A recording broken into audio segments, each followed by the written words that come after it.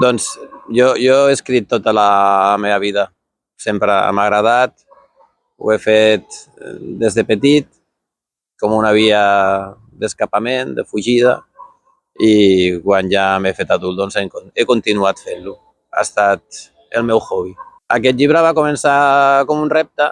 Vaig escriure un conte ambientat a Begues i amb un amic d'aquell poble li vaig dir que m'agafava doncs, el repte, l'objectiu de, a partir de llavors, fer un conte per cada poble del Baix Llobregat i que intentaria fer-ho en un termini curt. El conte de Begues és del gener de 2021.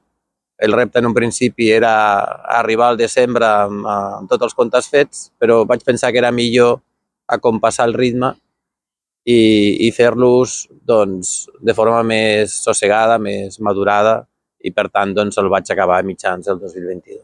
Jo porto molt de temps escrivint. De petit vaig guanyar algun premi literari a l'escola. Ja de gran vaig guanyar un premi literari a Sant Vicenç dels Horts, però bona part del meu material està a casa meva i m'acompanya sempre. Aquest és el primer cas, el primer llibre que em publiquen. El llibre són contes que en molts casos entre ells s'interrelacionen. Es fa referència a un conte en un altre conte i alhora apareixen personatges ficticis i personatges reals. Apareixen molts amics i amigues meves que em venia de gust que fossin com actors o actrius. Per mi és un honor que el llibre de la Joana i meu s'editi coincidint amb els 50 anys del Centre d'Estudis Comarcal. És un llibre que està dedicat a la comarca i alhora la comarca és com el gran plató on succeeixen les històries.